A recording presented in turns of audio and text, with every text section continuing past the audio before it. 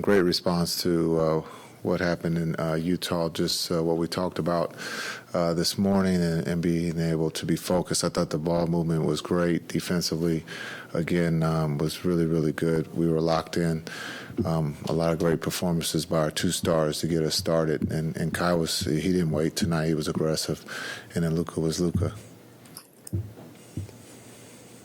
How about Grant Williams? Any kind of update on him? They both have ankle sprains. Yeah. Sorry. Yes. You're not tied in dunks with Luka anymore. He's passed you. He's got one now. That was a dunk? I'm joking. Claim it's one. He was flying like Mike tonight. He was up there pretty high. He was going to tell you he double pumped it too. So, or he cradled it, one of the two. But yes, no, he passed me. Zero, I think. Yeah, for sure. I thought Luka was great response from the last game, everybody. But again, I thought the two leaders set the tone early and took control of the game on both ends, defensively and offensively.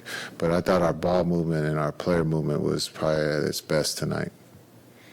Are you much of a believer in rust and kind of working that out with, Kyrie having been out as long as he has? Yeah, 12 games, that's a long time. And then also, we always look at the time that someone's out, but the time that the other guys have to put in. When you talk about Exum and Jones, those guys have put on a lot of minutes. Normally they probably wouldn't have played. So there's probably some tired bodies, mentally and physically. But again, I think we talked about before the game of being home here for 2 weeks and starting off the homestand on the right note.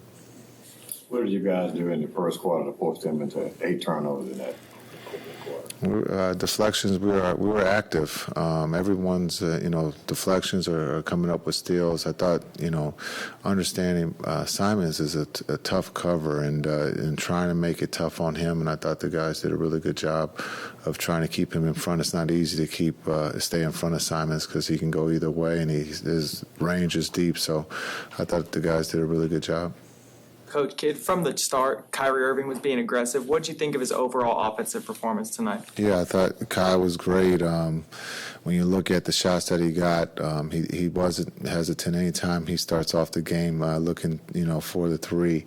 That he's in a different mindset. So, again, we're going to need that on Friday. This baseball schedule is not easy. It's not easy to beat a team twice. We understand they're going to give us their best on Friday, so we have to be prepared. And also, we got to try to get healthy here. I think it started on the tip out or started at the tip of the game and setting the tone, setting our mentality and how we wanted to play for the rest of the game. I feel like when we played against the Jazz and including myself, I didn't get off to a good start. So just wanted to take it upon myself to galvanize the group and stay aggressive in those first few possessions and really get a good feel of where my body is and where my mind is and just live with the results.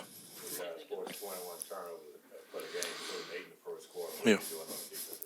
Just being in the right spots, following our game plan. Yeah, I know J. Kidd was happy about that.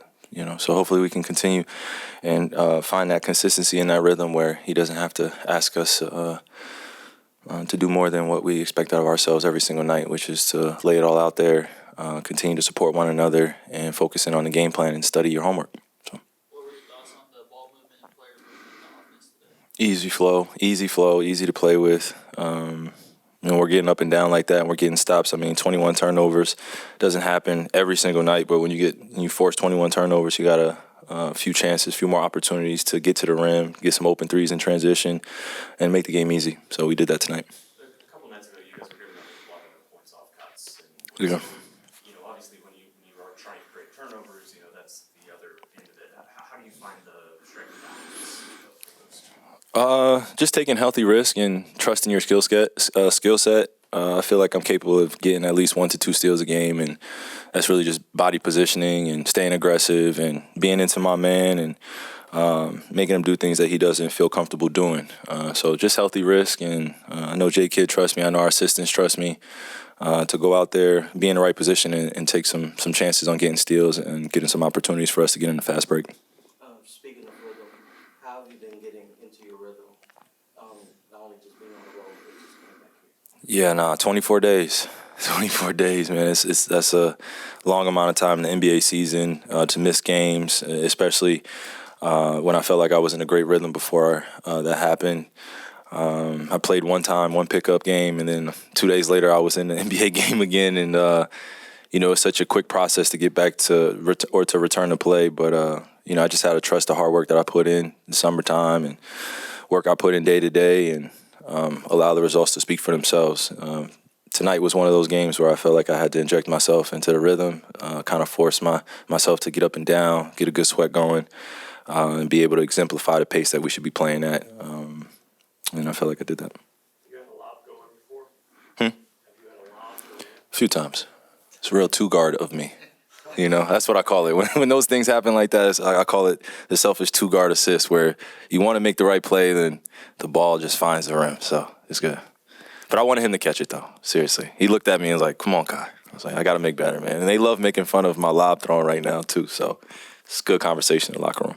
You kind of feel Derek Lively back into that thing to bring it again. Yeah. No, we feel for him. We feel for Grant. But especially our young fella. He's been dealing kind of with the reality of the NBA season. Anything can happen. You can go down with an injury in any game. And it's tough on anyone mentally. I know it's tough on him because he knows how important he is for our team, our rebounding, holding down the paint, being able to set great screens. But right now we just got to have next man up if he doesn't play next game. So just unfortunate circumstances, but we know it comes with the NBA season. He's going to be back. I was happy for him. We have the same amount. Yeah, no, but he reminded me tonight that I'm 1 for 2 on dunks, and he's 100%. So that's a very Luka thing. It's a very Luka thing. He's like, no. You missed one. I made one. So I'm like, yeah, we're not the same right now. Yeah. I was happy for him, man. I saw one play before where he kind of gathered it up, tried to serve the baby a little bit, and go dunk it, but he didn't do it. I was talking to some of his guys on the sideline, like, man, he's got to get one. So I was happy for him tonight. When the injury happened, it was something that you said it was kind of scary. You didn't know how severe it was. And then Utah, a little bit of a slow start. Tonight, really dominant from the start. Can you talk a little bit about how you felt just from the jump of the game? Yeah, no, I felt great. My foot was feeling great. Again, I couldn't even get 2 socks on and put in my shoes for about 2.5 weeks. And it was just achy walking around carrying my kids. And you just realize how much you're on your feet day to day. And there isn't really a lot of ample time to rest and recover.